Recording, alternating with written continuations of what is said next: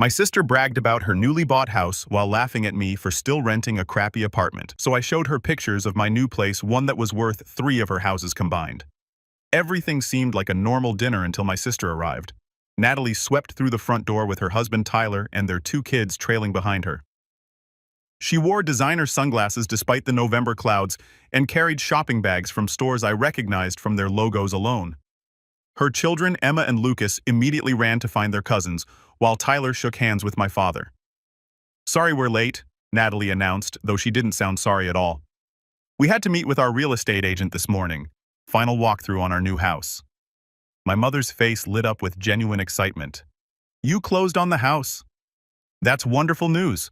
4 bedrooms, 3 bathrooms, completely updated kitchen," Natalie said, accepting a glass of wine from my Aunt Patricia. "The backyard is almost a quarter acre. Tyler's already planning where to put the pool." "Congratulations," filled the room. My father asked about the neighborhood. Patricia wanted to know about the school district. Everyone gathered around as Natalie pulled out her phone to show photos of granite countertops and hardwood floors. I stayed quiet in the corner, sipping my own wine and watching the performance unfold. This was typical Natalie behavior, something I'd witnessed countless times growing up. She always needed to be the center of attention, the one with the biggest news and the most impressive accomplishments. The mortgage approval process was insane, Tyler added, settling into the leather armchair near the fireplace. "But we finally qualified for the loan. Market rates aren't great right now, but we couldn't pass up this opportunity." Natalie turned toward me, then her smile sharp and calculated. "Speaking of houses, how's that apartment of yours? Still renting that place downtown?" The room went silent. My mother shot Natalie a warning look, but my sister ignored it completely. "What was it you called it last year?" Natalie continued, tapping her chin in mock thought. "Your cozy little rental. I remember you said the neighbors were loud and the parking was terrible." "The apartment was fine," I replied evenly, setting down my wine glass. "Was." My father caught the past tense immediately. "I sold it 3 years ago." Natalie's perfectly sculpted eyebrows rose. "You sold a rental? Don't you mean you moved out?" "No, I mean, I sold the property I owned." I met her gaze steadily. "I purchased a house after that." Tyler laughed outright, the sound booming across the living room. "You bought a house on your salary? Come on, be serious." I worked as a senior graphic designer at a mid-sized marketing firm. My income was comfortable but not extraordinary. To someone like Tyler, who worked in finance and constantly discussed money, my career probably seemed modest at best. "I'm completely serious," I said calmly. Natalie exchanged a glance with her husband, amusement dancing in her eyes. "Where exactly is this house? I don't remember you mentioning anything about moving." "Because you never asked." The words came out sharper than I intended, but they were true. In the 3 years since I'd moved, Natalie had never inquired about my living situation. She'd simply assumed I was still struggling in that cramped apartment she loved to criticize. "Well, humorous then," Tyler said, leaning back with a smirk. "What neighborhood did you manage to afford?" My mother intervened before I could respond. "Why don't we all sit down for dinner? Everything's getting cold." But Natalie wasn't ready to drop the subject. She pulled out her phone again, this time opening the Zillow app. "What's the address? I'd love to see what kind of place you found in your price range." Something inside me snapped. Years of subtle jabs and backhanded compliments, decades of being compared unfavorably to my older sister. All the times she'd made me feel small and insufficient came rushing back. I pulled out my own phone and opened Zillow myself. My fingers moved quickly across the screen as I typed in my address. The listing loaded immediately, complete with professional photos of the exterior and property details. "Here," I said, turning the screen toward Natalie. Her eyes scanned the listing. I watched her expression shift from amusement to confusion to complete shock. The wine glass in her hand tilted dangerously before she caught herself and set it down. "This can't be right," she muttered, zooming in on the details. Tyler leaned over her shoulder, squinting at the screen. His face went pale. "That estimate says $1.2 million. The room erupted. My mother gasped. Patricia dropped her fork. My father stood up from his chair so quickly it nearly toppled backward. "Let me see that," he said, reaching for my phone. I handed it over and watched as he scrolled through the listing. The photo showed a beautifully restored Victorian home with original hardwood floors, floor-to-ceiling windows, a chef's kitchen with marble countertops, and a master suite that occupied the entire 3rd floor. The backyard featured mature landscaping and a stone patio, perfect for entertaining. "This is your house?"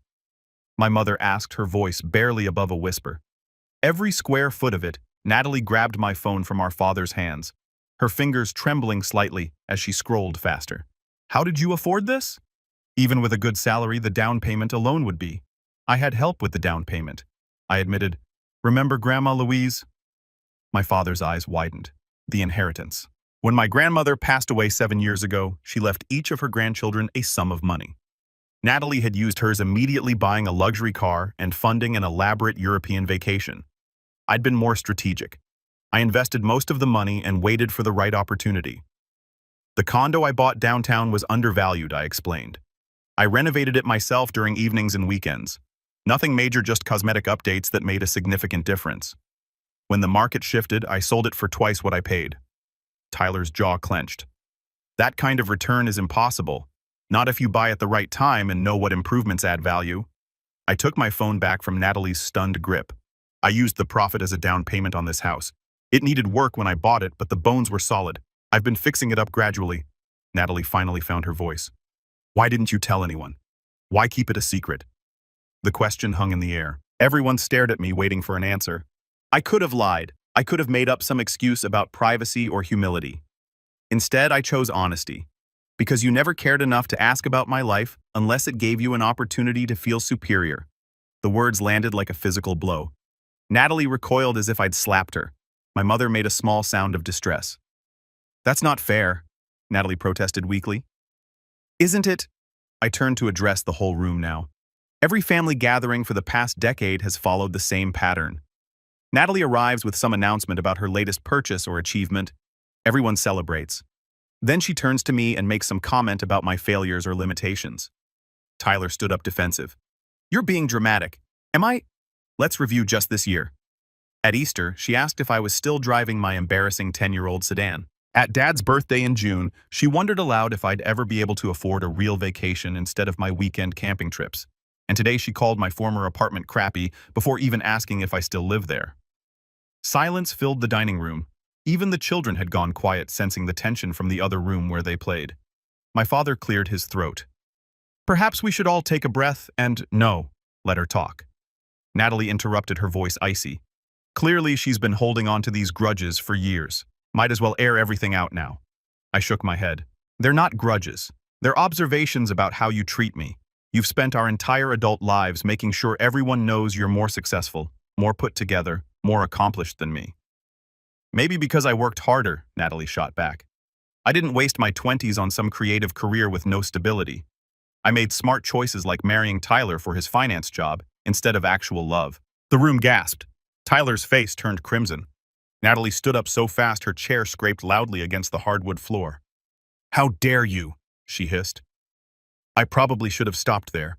The mature thing would have been to apologize and diffuse the situation. But 3 years of secretly living in my dream home while being treated like a failure had built up a reservoir of resentment I could no longer contain. I dare because I'm tired of pretending, I said. I'm tired of letting you diminish my accomplishments. I'm tired of being the unsuccessful little sister in your narrative when the truth is I've been doing just fine. My mother tried to intervene again. Both of you need to calm down. This is Thanksgiving, for heaven's sake. But Natalie wasn't finished. So what, you bought an expensive house? That doesn't make you better than me. I never said it did. That's the difference between us, Natalie. I don't measure my worth by making you feel inferior. You're the one who needs constant validation at my expense. Tyler put his hand on Natalie's shoulder, trying to guide her back to her seat, but she shrugged him off. Her face had gone from pale to flushed, her carefully applied makeup unable to hide the emotions underneath. You want to know the real reason I never told you about the house? I continued, my voice softer now, but no less firm. Because I knew you'd find a way to diminish it. You'd criticize the neighborhood or the age of a building or something about my decorating choices. You can't stand the idea that I might have something nice without your approval. Tears welled up in Natalie's eyes, but I couldn't tell if they came from hurt or rage. That's not true. Then prove me wrong. Tell me about one thing in my life you've celebrated without adding a caveat or comparison to your own achievements. She opened her mouth, then closed it again. The second stretched out uncomfortably. Tyler looked away. Patricia pretended to be very interested in her napkin. My father finally broke the silence. I think perhaps we should table this discussion for now. Everyone's emotional and we're saying things we might regret. He was right. Of course, the damage was already done, But continuing would only make things worse. I nodded and set my phone on the side table. "I'm going to step outside for some air," I announced. Nobody tried to stop me. I grabbed my coat from the rack near the door and walked out onto the front porch. The November chill bit through my sweater, but the cold felt cleansing after the heated atmosphere inside. I'd lived in my house for 3 years. 3 years of coming home to crown molding and original stained glass windows. 3 years of hosting intimate dinner parties for actual friends who appreciated my success. 3 years of building equity and creating a space that felt completely mine. The front door opened behind me. I expected my mother ready to mediate and smooth things over like she always did. Instead, my father stepped out and closed the door quietly behind him. I could hear muffled voices from inside. Natalie's tone carried through the walls, high-pitched and agitated.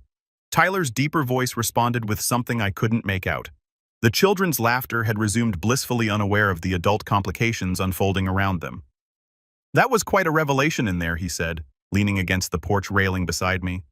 "I probably should have handled it differently." "Probably." He smiled slightly. "But I can't say I blame you. Your sister has always had a way of making everything about her." I looked at him in surprise. My father rarely criticized either of his daughters openly. Growing up, he'd been the peacekeeper, the one who stayed neutral during our childhood squabbles. Hearing him acknowledge Natalie's behavior felt validating in a way I hadn't anticipated. "You noticed?" I asked quietly. "Of course I noticed. Your mother and I both did." He pulled his jacket tighter against the wind. "We saw it starting when you were teenagers. Natalie would get an A on a test, but she couldn't just be happy about it. She'd find out your grade and make sure everyone knew hers was higher." The memories came flooding back. Science fair projects where Natalie's volcano won first place and she spent weeks reminding me that my solar system model only got third. Dance recital where she landed the lead role and somehow made my position in the chorus feel like a failure. Report cards, sports achievements, college acceptances, every milestone became a competition I didn't realize I was entered in. I thought maybe I was being too sensitive. I admitted that it was normal sibling rivalry. My father shook his head slowly. "There's rivalry, and then there's the constant need to diminish someone else's accomplishments. What Natalie did crossed that line years ago. Why didn't you say something? Why let it continue?" He was quiet for a long moment, his breath forming small clouds in the November air. "Because we didn't know how. Every time we tried to address it, Natalie would get defensive, or your mother would worry we were damaging her self-esteem. We told ourselves she was just going through a phase that maturity would fix it. It didn't fix it, it got worse." I know the regret in his voice was palpable. "When you were in college, you used to call home every week. You'd tell us about your classes, your friends, the projects you were working on. You were excited about life. Then gradually the calls became shorter, less frequent. You stopped sharing as much. I'd forgotten about those calls. Senior year of college, I'd been bursting with ideas and energy. I'd landed an internship at a prestigious design firm. My portfolio was getting attention. Everything felt possible. Then Natalie graduated business school and immediately got hired at a Fortune 500 company. Suddenly, my internship seemed insignificant. My excitement felt childish compared to her real-world success. The shine dimmed on everything I'd accomplished. I stopped calling because it hurt too much, I said. Every conversation somehow circled back to Natalie's achievements. I'd mention my internship, and Mom would say how proud she was, but then she'd spend 20 minutes talking about Natalie's salary and benefits package. I started to feel like my wins didn't count. My father winced. "Your mother didn't mean it that way. She was excited for both of you. I know she didn't mean it, but intent doesn't erase impact." I wrapped my arms around myself. "Do you know what it's like to constantly feel like you're not enough? To measure every success against an impossible standard? Is that why you kept the house a secret, to avoid the comparison? Partly, but also because I needed something that was completely mine, something Natalie couldn't touch or minimize or overshadow." I met his eyes. I needed to prove to myself that I could build something significant without anyone's validation. And you did. You built something remarkable. He gestured toward the house behind us. But keeping it secret also meant you carried the weight of Natalie's judgments without defending yourself. That must have been exhausting. It had been exhausting. 3 years of family gatherings where I bit my tongue. 3 years of letting Natalie's comments slide. 3 years of being underestimated while sitting on proof of my success. There were so many times I almost told her. I confessed. Last Christmas, when she made that crack about my starter career, I wanted to show her photos of the house. Or this past summer when she questioned whether I'd ever be financially stable. I almost brought it up, but something always stopped me. What changed today? I thought about the moment in the living room when Natalie had called my old apartment crappy. The casual cruelty of it delivered in front of everyone. The assumption that I was still exactly where she'd left me in her mind, struggling lesser behind. I think I finally got tired of being small, I said. Tired of making myself smaller to accommodate her ego. She didn't even ask if I still lived there. She just assumed, and that assumption felt like everything that's wrong between us condensed into one question. The door creaked open again. Patricia poked her head out, concern etched on her face. "Everything okay out here?" "Your mother's worried." "We're fine," my father assured her. "Just getting some air. We'll be in shortly." Patricia nodded and retreated back inside. Through the window, I could see Natalie pacing in the dining room while Tyler tried to calm her down. My mother was clearing plates with jerky, anxious movements. The perfect Thanksgiving had completely derailed. "Do you regret telling her?" my father asked. I considered the question carefully. The moment had been explosive and uncomfortable. The fallout would likely last weeks or months. But something in me felt lighter, like I'd been carrying a heavy bag I could finally set down. "No," I said finally. "I regret how it came out. Maybe I could have been gentler, but I don't regret the truth being known." "Good, because you have nothing to apologize for." He straightened up from the railing. "Your sister needed to hear what you said. Whether she can accept it and grow from it, that's up to her now." We stood together watching the bare trees sway in the wind. The neighborhood was quiet except for the distant sound of someone's television and leaves skittering across driveways. It was the kind of peaceful autumn evening I'd always loved, when the world felt still and manageable. "Your house," my father said after a while. "The renovation work you did. Did you enjoy it?" The question surprised me with its simplicity. I loved it. Every weekend spent stripping wallpaper or refinishing floors felt like meditation, like I was building something permanent with my own hands. Your grandfather would have been proud. He was the same way, always tinkering, always fixing things himself. A fond smile crossed his face. He built that deck on their old house board by board. Your grandmother thought he was crazy for not hiring contractors, but he insisted on doing it himself. I remember that deck. We had barbecues there every summer. Solid construction. Lasted 30 years before they finally replaced it. He glanced at me sideways. "You've got that same stubborn independence that need to prove you can do things yourself." Is that a compliment or criticism? Compliment definitely, but it can be lonely, can't it? Doing everything solo. He'd hit on something I rarely admitted even to myself. The house renovations had been fulfilling but isolating. Weekends spent alone with power tools and YouTube tutorials. Evenings researching building codes and tile patterns. I told a few close friends about the house, but mostly I kept my head down and worked. Sometimes lonely, I conceded, but also empowering. Every challenge I solved myself added to my confidence. I understand that I do. He put his hand on my shoulder. But you don't always have to do things alone. You have people who want to support you, even if we haven't always shown it well. The offer touched me more than I expected. I'll remember that when you have your housewarming party, and you should have one. Your mother and I want to be there. We want to see what you've built and celebrate it properly. What about Natalie? What about her? This is your achievement. You get to decide who shares in it. He squeezed my shoulder gently. But for what it's worth, I think eventually she'll want to be part of it too. Once she works through her initial shock and bruised ego. You're more optimistic than I am. I know my daughters better than you might think. Natalie is competitive and sometimes thoughtless, but she's not cruel. Not deep down. This revelation will force her to look at herself honestly, and that's uncomfortable, but necessary. Inside, I could see my mother had finally given up on salvaging dinner as a formal affair. She was packing leftovers into containers while Patricia helped. Natalie had stopped pacing and now sat slumped in a chair, her perfectly styled hair slightly disheveled. Tyler stood by the window staring out at nothing. "We should probably go back in," I said reluctantly. "One more thing before we do." My father turned to face me fully. "I'm sorry we didn't protect you from this dynamic sooner. I'm sorry we let Natalie's behavior become normalized. And I'm sorry you felt like you couldn't share your success with your own family." Tears pricked at my eyes unexpectedly. "Dad, let me finish.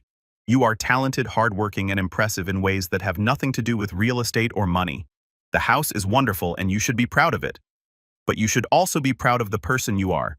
Someone who doesn't need to put others down to feel elevated. That's a far more valuable quality than any property value." I hugged him. then something I hadn't done spontaneously in years. He held me tight, and for a moment I felt like a kid again, safe and protected from the complicated world of adult relationships and sibling dynamics. "Thanks for having my back," I whispered. "Always, even when I'm not good at showing it." We went back inside together, presenting a united front. The atmosphere in this dining room was still tense, but less explosive. Natalie looked up when we entered, her eyes meeting mine briefly before darting away. My mother rushed over, relief evident on her face. "There you are." I was starting to worry. "We're fine, Mom, just talking." Patricia had wisely decided to collect her things.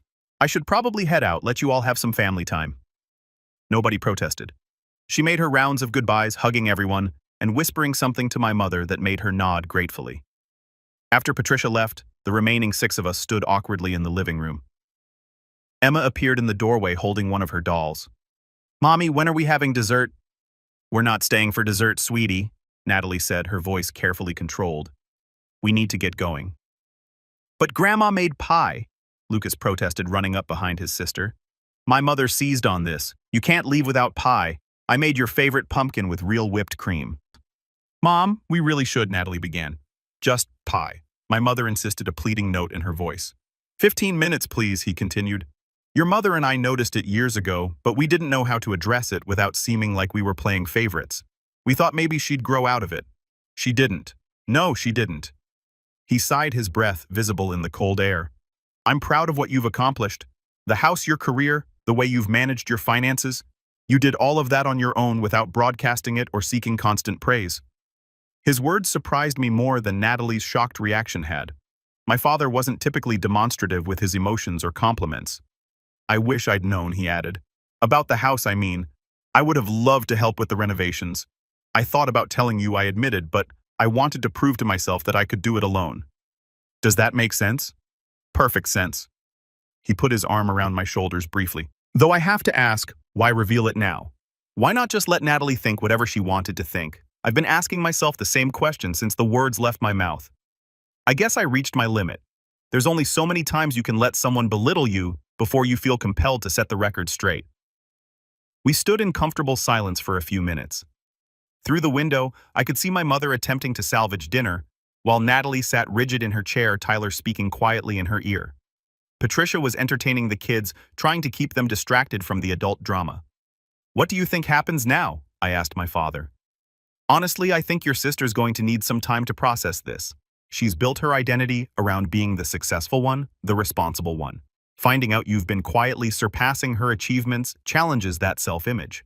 I wasn't trying to compete with her. I know, but she might not see it that way yet." He turned to face me directly. "The question is, what do you want to happen now?" I considered this carefully. Despite everything, Natalie was still my sister. We'd shared a childhood, had inside jokes, knew each other's histories. The relationship was complicated and often painful, but it existed. "I want her to see me as an equal," I said finally. "Not as someone to compete with or condescend to, just as her sister, who has her own life and her own successes." "That's reasonable.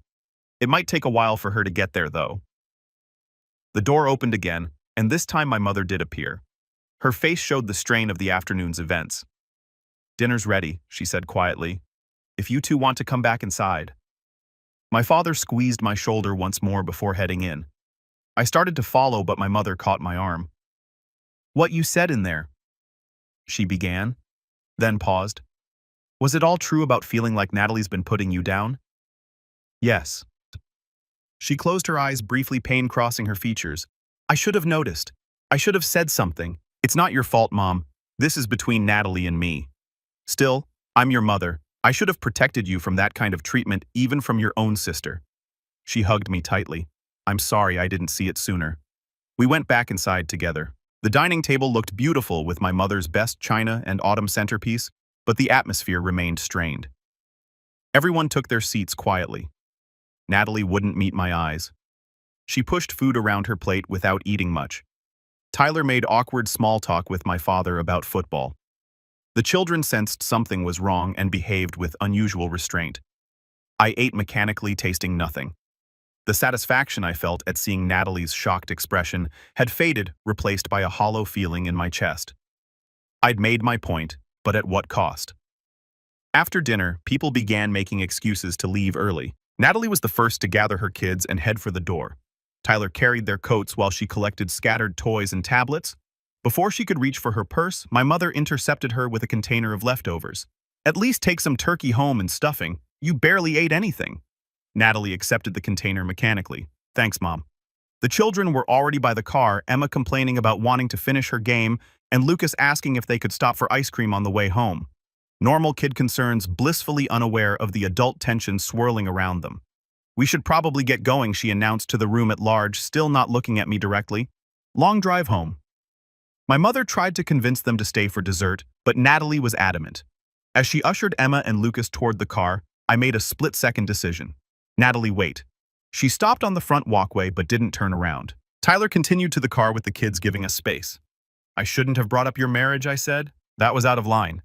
She finally looked at me, then her eyes red-rimmed. "Do you really think I married Tyler for money?" "I don't know." I answered honestly. "I don't know much about your marriage because we don't really talk about real things anymore. We just perform for each other. Whose fault is that?" The question came out defensive, but I could hear the hurt underneath. "Both of ours, probably, but it started somewhere, and I think it started with competition, with you needing to be better, and me feeling like I could never measure up." Natalie wrapped her arms around herself against the cold. "I didn't realize I was making you feel that way. Maybe you didn't realize it consciously, but the pattern's been there for years." She was quiet for a long moment, watching Tyler buckle the kids into their car seats. "I saw Grandma Louise's inheritance as fun money, something to enjoy before real life set in. I didn't think strategically like you did. There's nothing wrong with how you spent it, except I have nothing to show for it now, and you have a house worth over $1 million. She laughed bitterly. "Do you know how that makes me feel?" The question hung in the cold air between us. I could give her the easy answer, the one that would smooth everything over. Or I could give her honesty, which she might not want to hear, but probably needed. "I can imagine," I said carefully. "But your feelings about my choices aren't really about me, are they? They're about your own regrets." Natalie flinched slightly but didn't argue. "Maybe. I don't know anymore. Everything I thought I knew about our lives, about who is succeeding and who is struggling, got flipped upside down in there." A car drove past, its headlights briefly illuminating us before disappearing down the street. In the distance, someone's dog barked. The ordinary sounds of suburban evening continued despite our extraordinary conversation. "I never thought of us as being in competition," I said. "Not consciously, anyway. I was just living my life, making choices that felt right for me. The house was never about beating you or proving anything to you specifically. But you must have felt some satisfaction today, watching my face when I saw that listing." She finally looked at me directly, seeing my whole perception of you shatter. I couldn't deny it completely. There had been a moment of vindication, a surge of satisfaction at finally being seen. But it had faded quickly, replaced by something more complicated. For about 30 seconds, yes, it felt good to prove you wrong.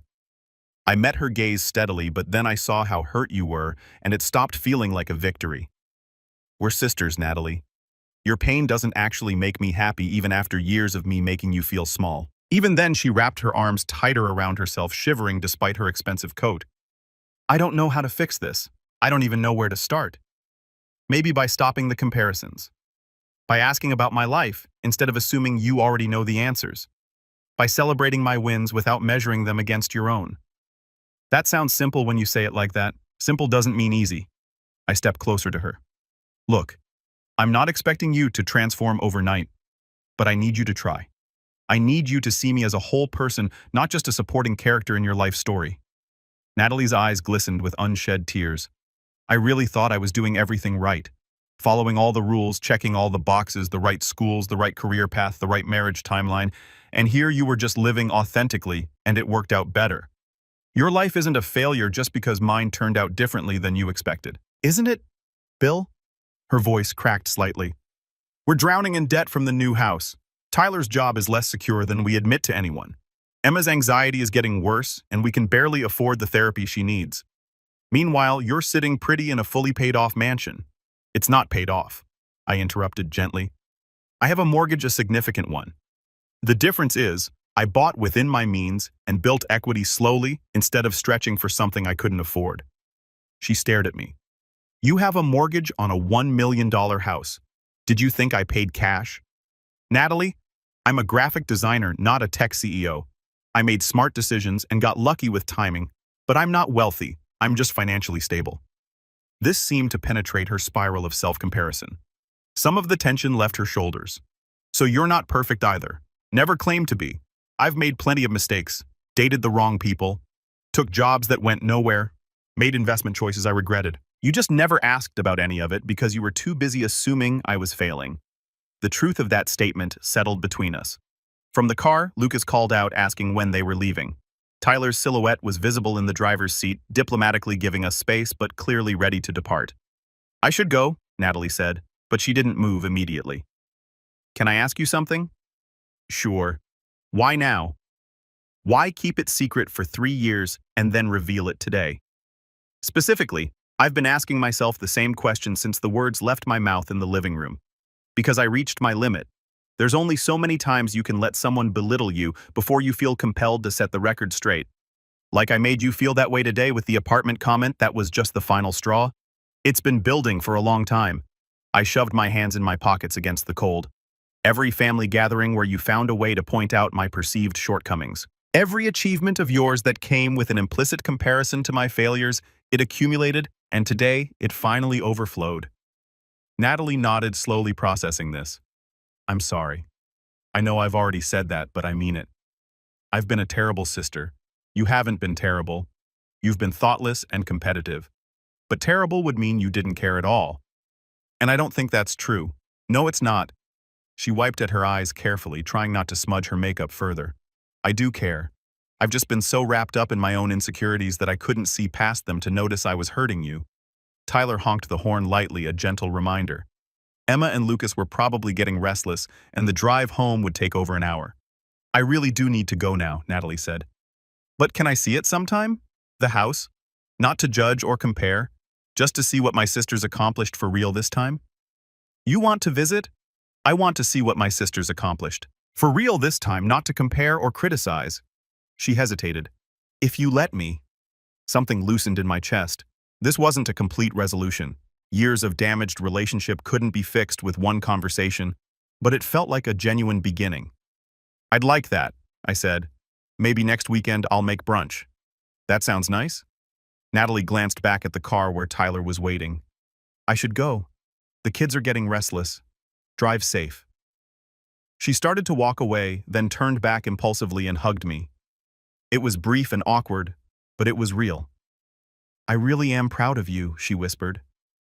I'm sorry I never said it before. Then she was gone, hurrying to the car before the moment could become too emotional. I watched them drive away before heading back inside. The rest of the evening passed more peacefully. My parents and I cleaned up together while Patricia shared stories about her latest cruise. The tension from earlier had dissipated, leaving behind a cautious optimism. As I drove home later that night, I pulled into my driveway and sat for a moment looking at my house. The porch light illuminated the recently painted trim. Through the windows, I could see the warm glow of the lamps I'd left on. My phone buzzed with a text from Natalie. Thank you for being honest today. I needed to hear it even though it hurt. I typed back, thank you for listening. See you next weekend. Inside my house, I made tea and curled up on the sofa. I'd reupholstered myself. The radiators clanked comfortingly as heat spread through the old pipes. Every corner of this place held memories of the work I'd put in, the vision I'd had for transforming it. I bought this house to prove something to myself, not to anyone else. The fact that Natalie now knew about it didn't change its fundamental meaning in my life. It was still my sanctuary, my achievement, my home. But maybe her knowing did change one thing. Maybe it opened the door to a different kind of relationship with my sister, one built on mutual respect rather than unspoken competition. Whether we could walk through that door remained to be seen. The following weekend, Natalie arrived alone. Tyler had taken the kids to visit his parents, giving us time to talk without distractions. I gave her the full tour, watching her face as she took in each carefully restored detail. You did all this yourself? She asked, running her hand along the original banister I'd refinished. Most of it. I hired out the major plumbing and electrical work, but everything else was me. We ended up in the kitchen, where I prepared French toast and fresh fruit. As we ate, conversation came easier than it had in years. We talked about real things, her struggles with Emma's anxiety, my challenges at work, the complexities of adult life that neither of us had anticipated. I spent so much energy trying to look perfect, Natalie admitted over coffee, that I forgot to actually be happy. Tyler and I are in counseling now. Turns out buying a house we can barely afford wasn't great for our marriage. I'm sorry you're going through that.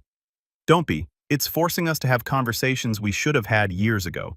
She smiled ruefully. Turns out your comment about why I married him hit closer to home than I wanted to admit. I need to figure out what I actually want versus what I think I should want.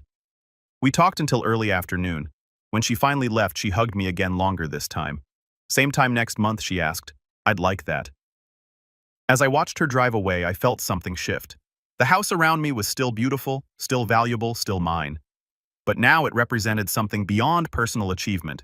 It had become the catalyst for honesty, the backdrop for rebuilding a relationship I thought might be broken beyond repair. I never set out to show up my sister.